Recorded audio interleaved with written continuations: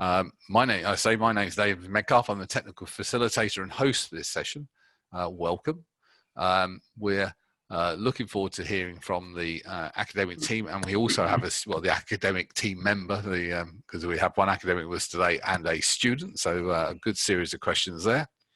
What we're going to do is we will be using mute on entry, so you're muted already, and what we suggest is you use the chat function in order to get hold of the to send us the questions. Okay, the chat function is the speech bubble. It's either at the bottom of your screen, depending on what machine you've got, or at the top, but there's a little speech bubble, or it's on one of the more icons, which will give you chat. Okay, chat to us anywhere between a tweet and War and Peace. If it's a long question, it's a long question. Please feel free to send it to everybody, okay, because it will send it to everybody in the meeting automatically, I believe, so that we can all learn from your questions, and we'll answer them as we go along if we can. If not, there is a Q&A session at the end. So thank you very much. And over to Richard, I believe. Yeah, David, thanks very much. I think there's one other thing. I didn't hear you say, forgive me if I missed it. Oh, sorry, of course. The session is being recorded. Thank you very much, Richard. Yes, the session is being recorded so that we can send a copy out to anybody who registered but didn't quite make it, so they can see what's going on. And we'll also send it to you, a copy of the recording to you, so you can use it as a just-in-time tool if you have any queries or want to look up anything again. So thank you very much. Oh, as I say, over to you, Richard. Thank you very much. Great stuff. Thanks, David. Thank you for the introduction. And welcome, everybody. My name is Richard Adams, and I'm course director of the Management and Corporate Sustainability Programme at Cranfield University. And it's great to see so many of you here. And just looking down the participant list, there are some names there that I recognise, and I've spoken to one or two of you before, I think. So it's lovely to see you back again. And there are a couple of names that I don't know, so people who are new to me. So an especially warm welcome to you, and please feel free to ask any questions you might have about the programme at any point during my short presentation. And I'm also delighted to be joined by one of our current students on the MCS programme, Abhinav Asante, who will be talking to us a little bit later on, and possibly during the course of my presentation. So the plan is that I'm just going to introduce you, to give you a quick overview of Cranfield University School of Management and the Management and Corporate Sustainability programme in particular, and then we're going to open up for Q&A after that. And my view is, and I hope you share a similar view, is that you know, I think there's never been a more important or pressing time to be thinking about studying management and corporate sustainability. If you speak to climate scientists, they'll tell you that we're on a burning platform, that we are not we're not en route to achieving the 1.5 degree targets. I think the situation, they would argue, is much more serious than that. And if you talk to social scientists, they will talk to you about issues of inequality, injustice, supply chains under threat, deprivation, pension management, all sorts of important social issues at a global level, which are beginning to threaten us as individuals and as organizations. And organizations, businesses are very well placed to do things about this, but they're also very vulnerable to feeling the shocks, the effects of these challenges that face us at a global level. And I think we're beginning to see some of the, I suppose, we're beginning with the COVID crisis at the moment, we're beginning to feel some of the consequences of some of the feelings of what those shocks might feel like in the future. So it's a really pressing time for organizations to be beginning to think about and act upon these issues. And that's really what the MSc program is all about, what the Management and Corporate Sustainability program is all about. It's about thinking about these shocks that are lying in wait for us and beginning to figure out the organizational and management responses, both to make our organizations more resilient, but also to do something positive to try and mitigate the consequences of some of these longer term global challenges. So that's, I suppose, broadly the context for it. So I guess one of the questions you might have is why Cranfield School of Management? And I imagine that prior to coming on this, joining this webinar, you've all been able to take a look at our website, and you know something about this school, and you know something about the history, that we're a specialist postgraduate university, a relatively small university, which is, I think, one of its uniquenesses and something of its attraction. We rank very highly in various league tables across the UK and across the globe. 7th in the UK and 44th in Europe in the Financial Times rankings, as it says there. And we have an international reputation for developing high-performing leaders. One of the, I think, really special things, though, about Cranfield University, as well as these accreditations, as well as our place in the rankings, is that as a university, we are almost like a small city. We have many of the characteristics of a small city. We have our own airport, we have our own sewage works, we have our own water treatment works, we generate our own power, we have a solar farm. We have many of the characteristics of a small city, and this makes it a really interesting place to do sustainability research and to study sustainability, because it takes us into, and this is one of the things that Cranfield really prides itself on and has an exemplary record in, it takes us into the real world.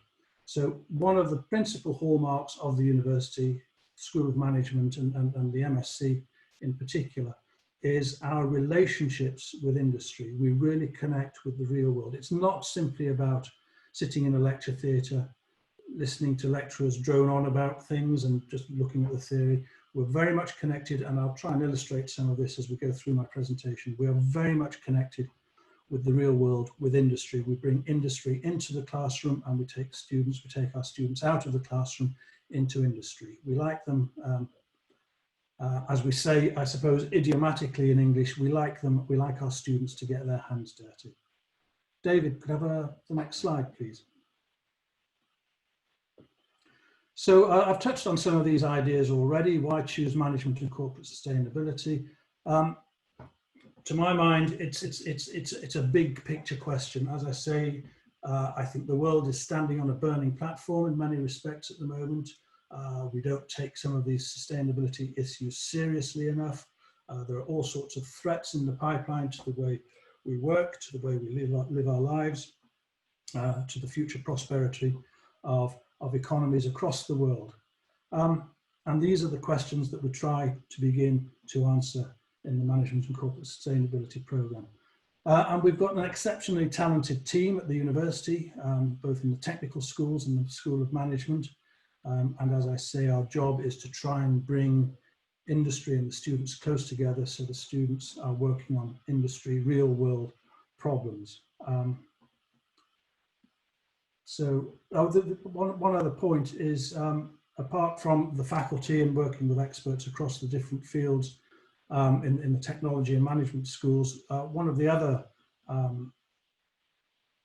benefits, I suppose, that you get from studying for the MSc at Cranfield is that we have a relationship with the Chartered Management Institute.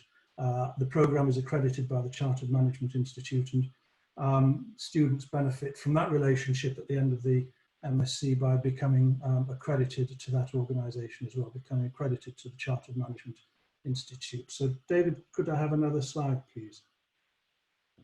So just some more details. As I said, you've probably taken a look at our website, and you know the structure, you know broadly the structure of the management MSCs at the School of Management, but just to, I suppose, recap on that. The Management and Corporate Sustainability MSc is one degree programme within a suite of management MSCs, which generally include in the region of 100-120 students every year. So the Management and Corporate Sustainability is one stream of that. The other stream is MENT, Management and Entrepreneurship, and the third stream is the Masters in Management programme. As MSc students, as management students, you share a core number of management modules together. So 7 management modules you share, so marketing, strategy, operations, finance and accounting, those sorts of modules you share across the management suite. And this is a management program that we've been running for several years now and has been recognized globally across the world and also in the UK. And there's some figures there that just attest to the esteem that the management program is held in. So the Masters in Management program, of which the MSc Management and Corporate Sustainability program is a part, ranked first in the UK by The Economist for a couple of years, 30th in the world last year, and third in the UK last year by The Economist. So rated very highly across the UK and across the world. David, if I could have another slide, please.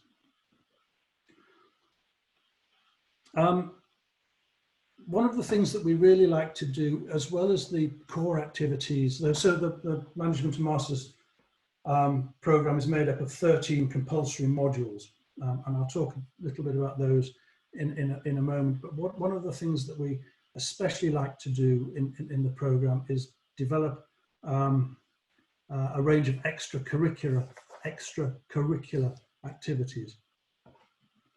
And this slide just illustrates a number of those activities that we like to get involved in. So we're very keen on game playing. We like to play games wherever we can. There's one of my colleagues, Dr. Rosina Watson, plays a game with students, which is a scenario planning game. It's about envisaging future states, future conditions of the world, and how organizations and how different stakeholders might behave and react and respond and collaborate in different scenarios. So Rosina plays that with the students. We like to get, as I've said, we like to get out of the classroom as much as possible, and we visit various conferences. The 2 that we've been to this year are the ED Sustainability Leaders Forum Conference in London, an annual conference that brings together the practitioner world essentially to talk about the challenges that they face as sustainable organizations or organizations trying to become more sustainable.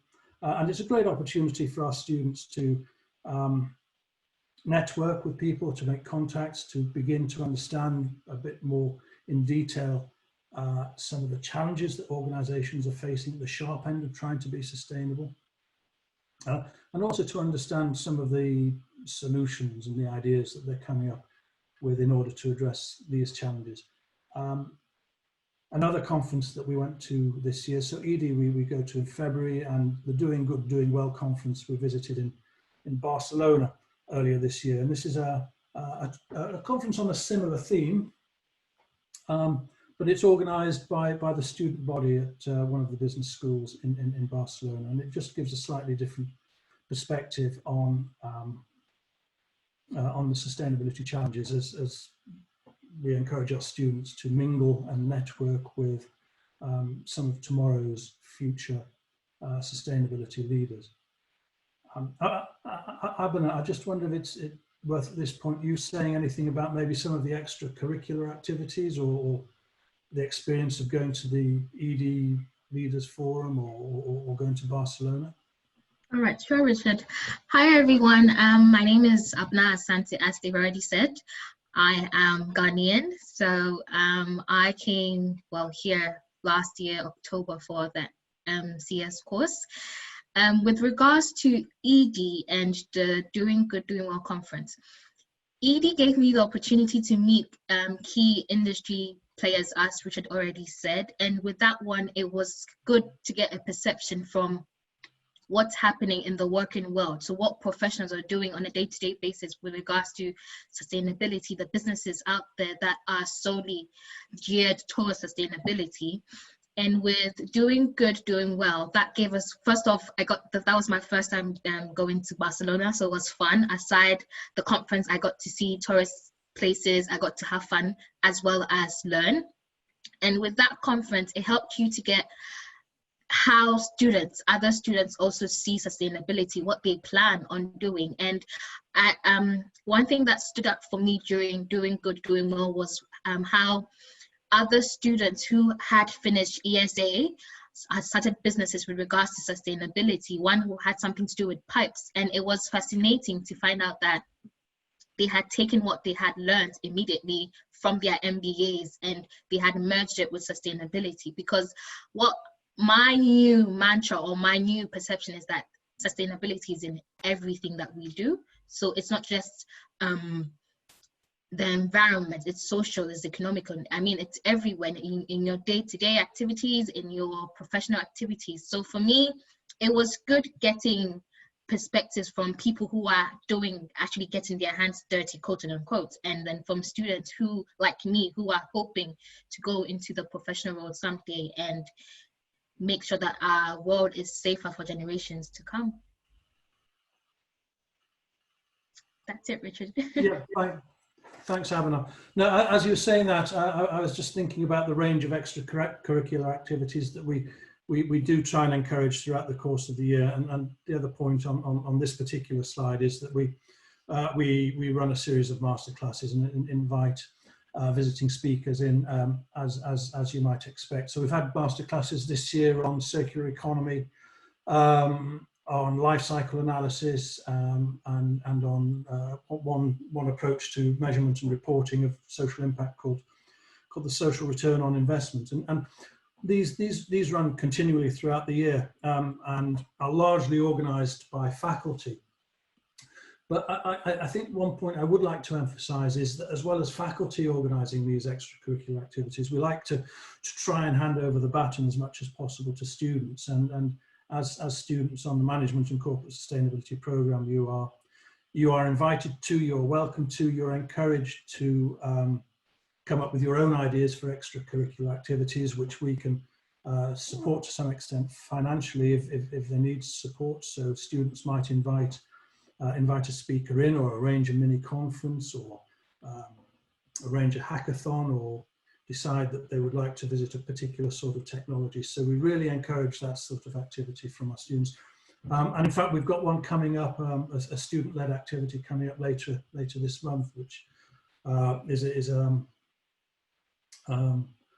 Zoom type webinar, rather like this, that explores the theme of careers in sustainability. So if anyone's interested in attending that, I'm sure we could arrange for an invitation. So one of our students has arranged this sort of mini conference on careers in sustainability.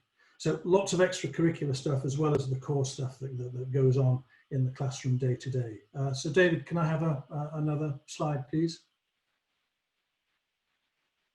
Well, we've spoken a little bit about this. So we've got the master classes and visiting speakers. This is just an illustration of some of the friends of the university, friends of the program who come in and talk to us. And the guest list changes every year depending on what's current and what's important.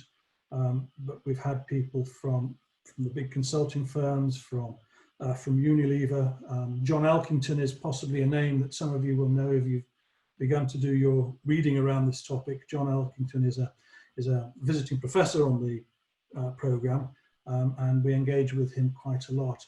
He's a thought leader in this space, and those of you who have read his book Cannibals with Forks will know that John was responsible for coming up with the fundamentally accounting procedure that takes account of the triple bottom line, the people, planet, profit idea. So one of the extracurricular activities we get up to is we go down to London and spend a morning with John and his colleagues thinking about that. So that, just some illustrations of the sort of people we invite in to speak to students and often the rest of the university, because as Abhinav has said, sustainability cuts across all things. It's not a discipline like marketing or strategy or operations, which tend to exist in silos, but it cuts across everything. Everything has a sustainability aspect now. David, may I have another slide, please? So in addition to the core management modules, which all the Masters in Management, MENT and MCS students take, these are the modules that are specifically focused on sustainability and corporate responsibility. Sustainability in practice, leading corporate sustainability, creating sustainable organizations, applied science and technology for environmental sustainability. That's a really interesting module, and it takes full advantage of the technological history and technological expertise of the university. This is another of the things that we like to do, to encourage our students not to think of themselves only as management and corporate sustainability students or students in the School of Management, but students of the university.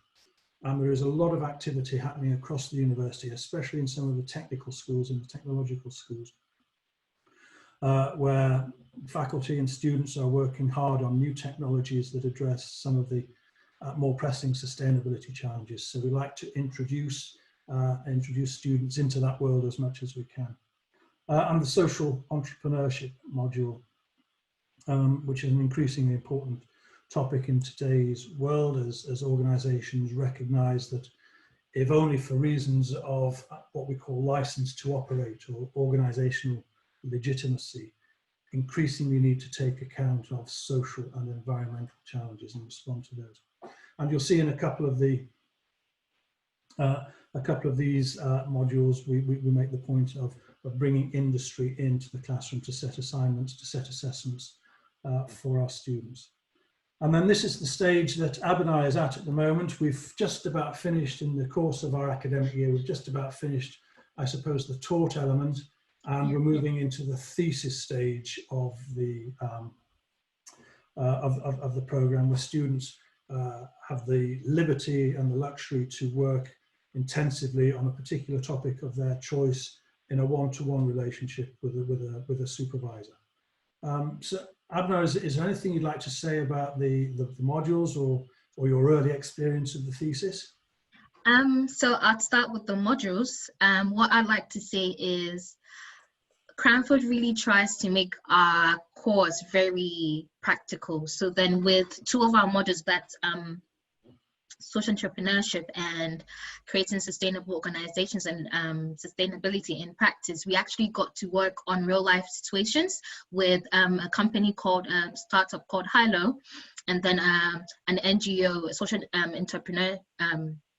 social enterprise called What's Up. So with those projects, it gives you an idea, and for me, it gives you a sense of fulfillment, because especially with Hilo, my team won the presentation, and it was good to know that we're actually contributing to something sustainably. And also, at the end of the day, it's all about the things that you pick up along the way. So aside teamwork, being your organizational skills and all of that, it helps you to actually build yourself, because at the end of the day, when I hope to work in sustainability, and it's my hope and dream that it's easier for me to move or to transfer this knowledge that I'm getting into that working world, and I'm actually putting things to practice. And with my thesis, I mean, it's unfortunate that it has to be a desktop based, so it's solely everything me behind my desktop and on my screen. However, I intend to make the most of it, because I am looking at a topic that's very peculiar to Ghana. So for me, it's about helping my country, when I go back, improve when it comes to sustainability, because unfortunately, for where I'm from, sustainability hasn't gained grounds as much as the West has. So it's all about becoming an expert, and then making sure that I advise, or I try to make them aware of the numerous benefits with sustainability. So then for me, I think the other thing with applied science and technology was how technical it was. Because I remember sitting in the class and I was like, what am I doing here? Why am I learning about water and energy and all of that? But then, I mean, it kind of informs you, and it makes you dig deeper and want to know more in terms of what actually happens at the source or at the basis. Because I remember we took a trip to the waste plant on campus, and it was good to see that and know that, hey, this is what happens at the end of everything. And we actually took a trip to a recycling plant in Luton, if I remember correctly.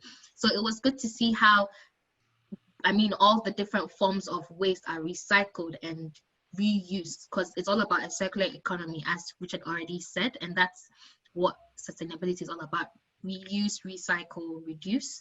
So for me, it's been very enlightening, because sustainability was just about recycling, but right now it's a whole lot more for me, more than recycling. It's different things. So these models have really helped as much as they can, and it's, for me, I enjoy the practical and the theory of both models. Abner, we've got a question for Lola, who's saying, hi, Abner, is your topic on social sustainability or environmental sustainability? I intend to do all three sustainability as much as I can, because I realize sustainability is almost always downsized to social or environmental, and we leave the economical part out. So then for me, I want to try and do all three. I don't know how feasible that is. I hope it's feasible, but then I want to do triple bottom line, because for me, that's what sustainability is all about. Everything: profit, planet, people. Okay, good, nice one. So there are a couple of questions for you. We may well carry on and ask you these. Actually, I want to ask you, because I tend to ask all the students this: what made you choose Cranfield? Why did you come to Cranfield? What made that decision for you? Cranfield for me was very personal, because I had a relative who came to Cranfield and he spoke highly of Cranfield. So then when I was starting my journey into doing a master's, for me, he was like, oh, Cranfield. And I knew I didn't want to do a subject that was very generalized. And so with corporate sustainability, that was very new and it was specific, because I tend to not know what exactly I find I want to do with my future. But then for me, having coming upon corporate sustainability, it made me aware that this is something that's catching on and I should definitely jump onto this wagon. So for me, Cranfield was a very personal choice, because I had somebody who I look up to go to Cranfield. Oh, good. That's very nice to know. Good. And also a question from Javier saying, hi, Bina. Abner, can you tell us a little bit about your thesis experience? I mean, I know you were talking earlier on when everybody else, just as people were joining, about how's it going. Can you just talk to us about the structure and if you've had support, who do you turn to? Yeah, just give us a very quick flavour of your experience so far. Thesis, I would say support has been amazing from our three faculty members. That's Richard, Rosina, and Namita. Because at the beginning, I actually crafted my thesis topic with Richard and he got me on board. And then Rosina threw in a few advice, and Namita is my supervisor and she has been hands-on.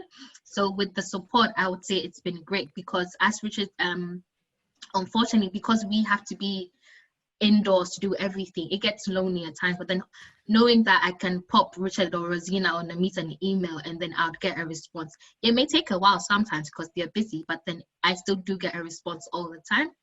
And for me, it's always good to sit back and relax when you get overwhelmed, because it will get overwhelming. And so it's been more of, one advice Rosina gave me was, when you're stuck, don't just stay there. Reach out to somebody, because a 5-minute, a 10-minute meeting may be the solution that you need. So it's all about reaching out. For me, reaching out when I'm stuck, making sure I set good timelines. So I've created a timetable for myself and I have to keep myself accountable for that. Because if I'm able to finish my thesis way ahead of time, I have free time to do anything I want before I go back home. So it's about keeping good, strict timelines, reaching out as much as possible, and then having another pair of eyes to read over whatever chapter you're on every time. I do like to have a disciplined student. David, may I just say another couple of words about? Oh, of course, yeah, please do. Sorry, there were questions coming in from Abner, and I thought we'd actually put them in while there, but please do. I'm sorry to distract. I just thought perhaps I could land a bit of colour or a bit more meat on the bones of that. So we've said that Abner and all our students have pretty much turned their full attention now from this point in the calendar to their thesis work.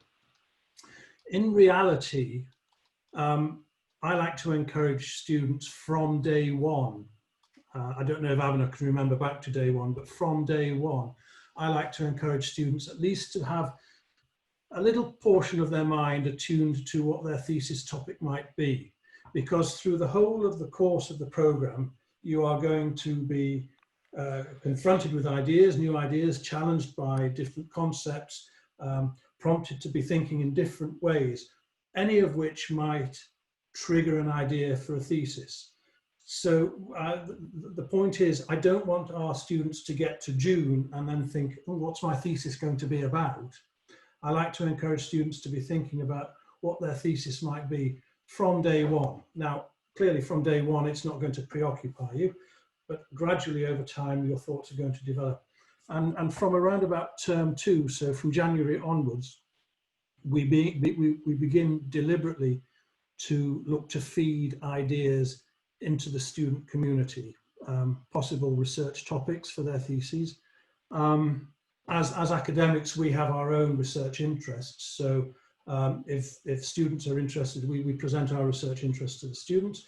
And if students are interested in the research topics that we are executing, then they're more than welcome to come and work alongside us.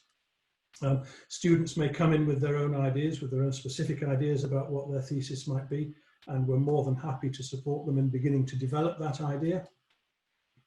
As I say, we have very strong connections with industry, and often industry will come in and suggest topics, issues that are important to them, and we can maybe match a student with a real world industry problem and begin to develop a relationship between the student and that industry. So we're thinking about the thesis all year round. It begins to crank up a little bit from January. By the time we get to May and June, we like our students to know pretty much what the topic, what the question is that they're going to be addressing. And from that point onwards, from round about now onwards, each student works on a one-to-one basis with an academic, with a member of faculty, working on a one-to-one basis, meeting regularly and discussing progress and challenges and data collection, data analysis, all the issues you might expect, but working on a one-to-one basis from now through to about the end of August when the thesis is due for delivery. So Javier, I hope that answers your question about the thesis. Were there any other questions at the moment, David? Oh, there is actually one for you if you want to take it, actually. What somebody's wondering, it's Lola, is just wondering what sort of research ideas are you currently working on? Oh, me. Hi, Lola. Nice to nice to see you again, at least virtually. I hope you're well. Yeah, I've got several things going on at the moment.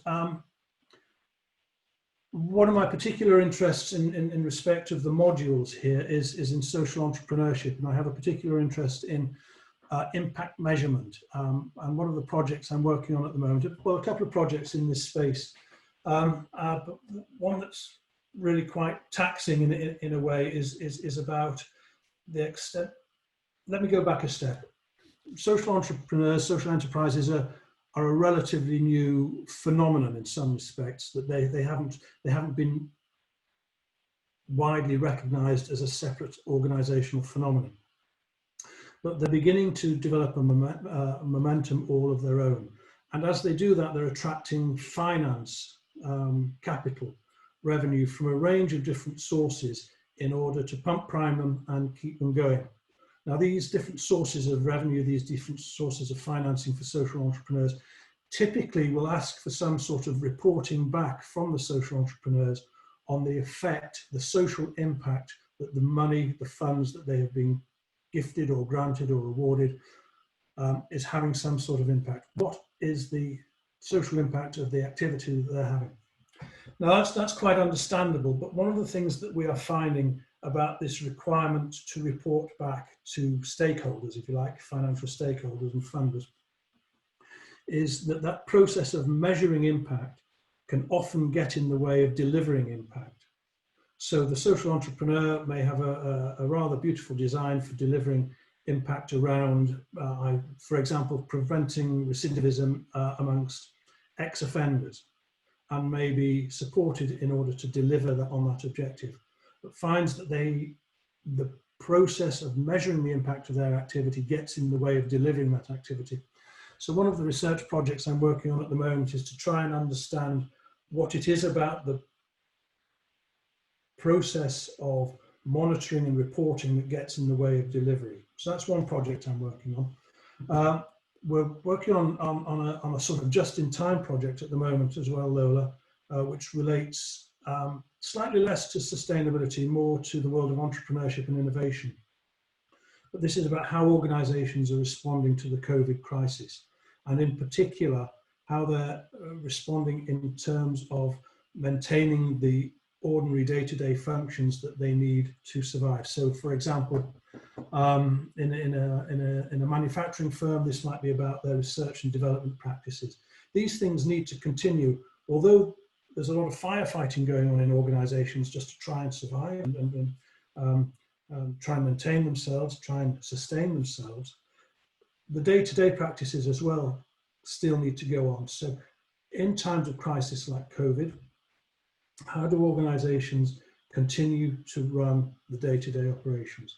So those are some of the research projects that are keeping me busy at the moment, Lola. And Richard, just one from, I mean, as a sort of follow-up to that, how does your research feed into what's taught on the program? Well, not just my research, but the research of all members of faculty. We're a very research-driven university, and whether it's on the sustainability side or on the management side, all faculty will use their research to inform their module content. One of the things that I do on the social entrepreneurship module, which regrettably I wasn't able to do this year, because by the time we came to deliver the social entrepreneurship module, we'd gone into lockdown, so everyone had dispersed to the four corners of the world, and we were no longer able to meet physically. But a previous research project I had, one of the outputs of that research was a game around a concept called Tragedy of the Commons, and I developed and upgraded a game around the tragedy of the commons. And what I like to do in the social entrepreneurship module, so Abner, I'm sorry you missed out on this, is spend some time playing this game on the tragedy of the commons, and the purpose being to explore some of the tensions that exist for social enterprises, for responsible, what you might think of as responsible organizations, some of the tensions that exist in trying to manage, on the one hand, for profit, or at least revenue, sufficient revenue to allow the organization to survive. So you've got that sort of entrepreneurial logic of the organization, the profit-driven logic of the organization, and that sometimes grapples with or sits in tension with a social or environmental purpose. So if you like, the sustainability logic, and organizations, sustainable social enterprises, are often characterized by this tension between the two competing logics. And the purpose of the game, which was built on some research we did a few years ago, the purpose of the game is to give students experience of just how difficult it is to grapple with that as a manager. Sometimes you need to privilege the profit orientation because you need to make some money in order for the organization to survive, but you can't do that at the expense of the social or environmental orientation, the social logic, these competing logics. So the game explores that tension. It gives students hands-on experience of what it's like to be a manager and try and manage that tension. And then begin, once we in the classroom have the experience of that tension, then I guess we ask the so what question. So there's a tension, so what? And the so what is in what can we do about that? So we look at the different sort of organizational responses to managing this tension, but we also think more holistically than that, at a more macro level than that. And that's to think about the ecosystem that these organizations sit in, and the regulatory environment, the governance environment that they sit in. So what is it about regulation and governance at a macro level, at a national, regional, or international level? What is it that makes these tensions so real and so difficult to grapple with?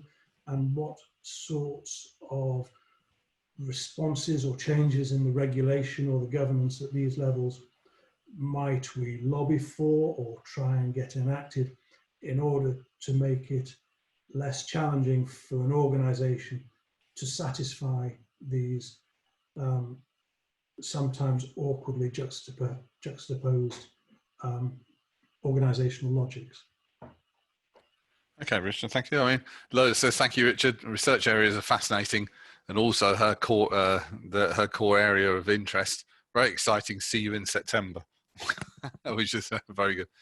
I hope so. Do you want to carry on? There are some other questions, but if you want to carry on until we get to the Q&A session, we'll then. Okay. Well, we can rattle through. We can go on to the next slide, David, and probably rattle through the rest of the slides because I've begun to touch on some of the topics already. Yeah, one of the issues, of course, is careers. Where do our students go after the MSc program? Well, in truth, they can go anywhere, and they do go anywhere and everywhere. As I said, sustainability is an issue that cuts across. It's not a silo. So it's possible for students and graduates to end up in virtually any sort of organisation. Excuse me. And we have quite a proud history at the university, and particularly in this MSc, of students very rapidly getting into jobs in the period following graduation.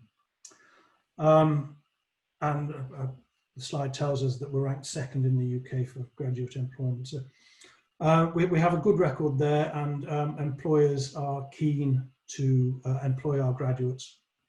And as I say, because of our industry connections, we get to know industry, we get to know industry's problems over the course of the year, and our students develop relationships and sometimes move into positions with those organisations that we have relationships with. But the slide shows some examples of where students have gone. They've gone into consulting organisations, they go into the public sector, they go into the private sector, in a range of different types of jobs.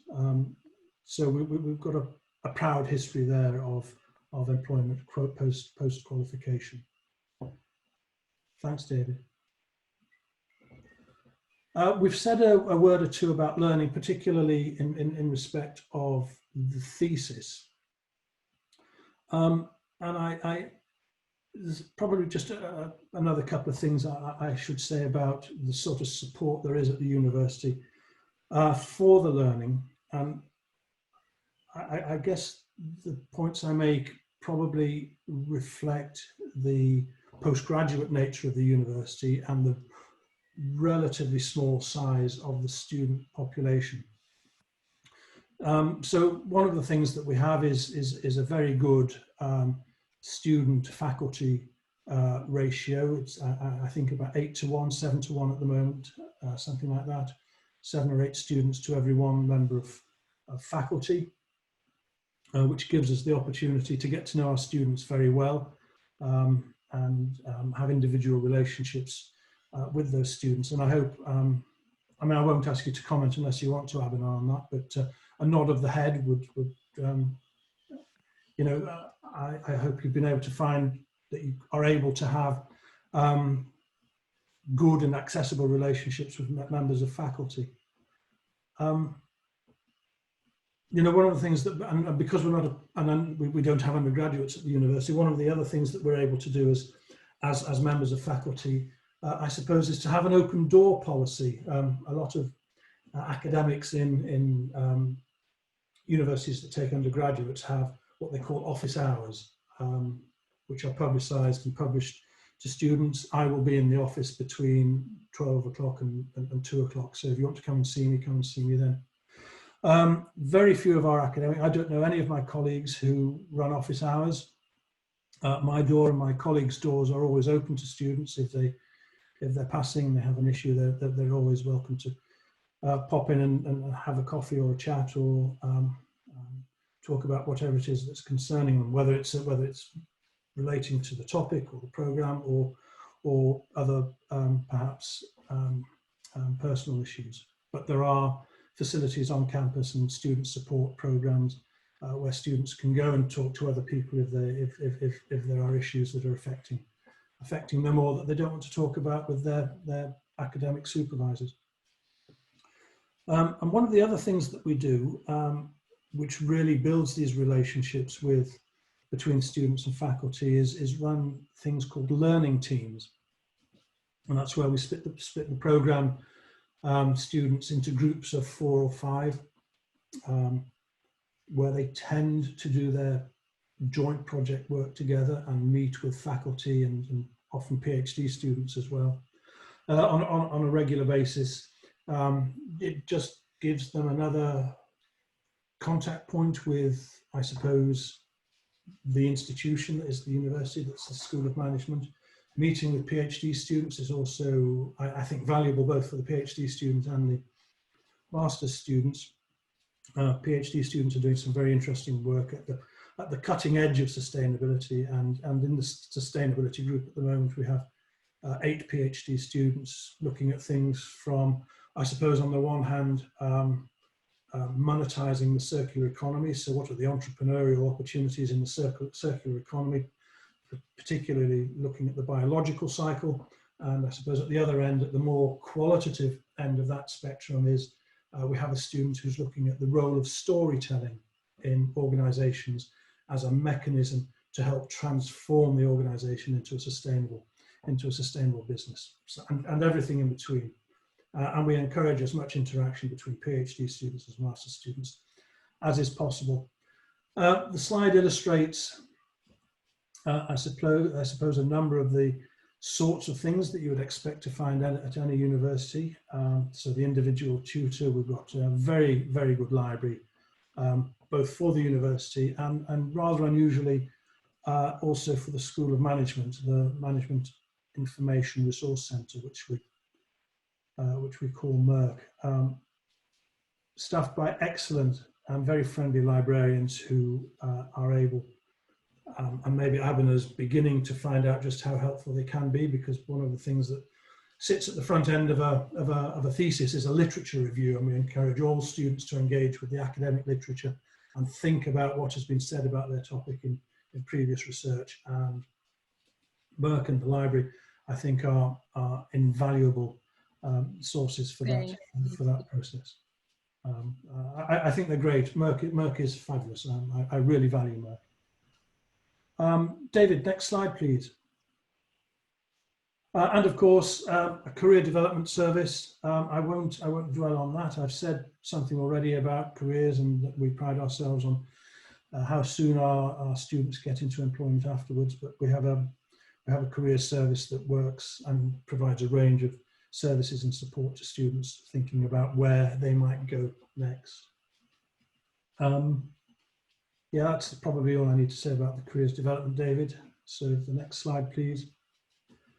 Entry requirements. Well, I think I've spoken with most of you about this. We have a set of formal requirements, which is the first or second class degree in the UK or an international equivalent.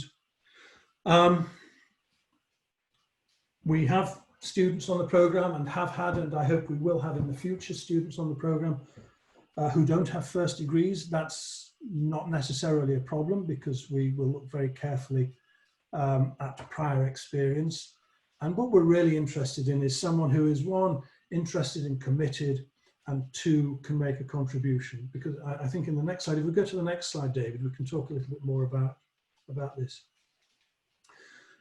For my money, one of the great things about this Management and Corporate Sustainability Programme is the diversity of the cohort. Boys and girls, that's fine, from across the world. So we've got students from, I suppose, at one end of the world from China, and at the other end of the world from the Americas, and everyone in between, and an age range from 20 to in their 40s in the current year, but we've had older students in the past, so we've had students in their 50s on the MCS programme, from, as I say, a range of nationalities and career backgrounds. And this makes for the most wonderfully diverse and interesting community. And so the great thing that I'm trying to bring together in the MCS programme is a group of students who are really interested, really committed, and can make a contribution. And so if, as well as the formal requirements for entry, which we need to adhere to, So the first degree or work experience, the thing I'm really interested in is interest and contribution. And for those of you who have had a conversation with me, and I speak to all prospective candidates for the program, I speak to each and every one of you. These are the sorts of things that I like to explore with you. So what's your motivation? Why do you want to become part of this community? And what is it that you're bringing to the group as well? So, as well as the formal entry requirements, those are the sorts of things that I'm interested in. The program is still open for applications. I think we're still open for applications running up until the end of this month. And if anyone would like to talk with me some more about the program or have an informal chat, find me on the website and please get in touch. But I think that's all for the presentation, the formal side of the presentation, David, but maybe some people have some questions. Yes, Richard, there are a couple of questions. Basically, somebody's asking, this is Justice, what part of corporate sustainability, if any, touches on finances or economics? I'm not quite sure about the question, but yeah, can you hazard a guess to that one while we work on Justice to try and clarify it? Well, finance and economics are an incredibly important part of corporate sustainability, especially both at the, I suppose, the micro level, at the level of the organisation, and at a larger macro level. So we've kind of spoken a little bit about social entrepreneurs and that they turn outside the organisation often in order to find sources of funding for the social purpose, to support the social purpose of the organisation. So often they will turn to a group of people that have become known as impact investors. So in the financial markets, there's an emerging asset class and an emerging class of asset managers who are interested in supporting and financing and investing in organizations that have some sort of social and environmental benefit or impact. Now, this is not entirely done out of altruism, as you might expect from the financial markets. These changes, these emergent types of financial manager, are increasingly being driven by people like you and me, I guess, concerned consumers. Perhaps I don't want to have, for example, a pension fund that invests in armaments or tobacco or alcohol or armaments or something like that. So, or I might choose to buy fair trade products in the shop. So there's a general, amongst a certain proportion of the community, groundswell of behavior, of directed buying, of caring where our money is spent, that is encouraging the financial managers, the asset managers, to start doing something different with the resources under their management. So they're investing in organizations that can make a difference. They're investing in organizations that can have a social impact.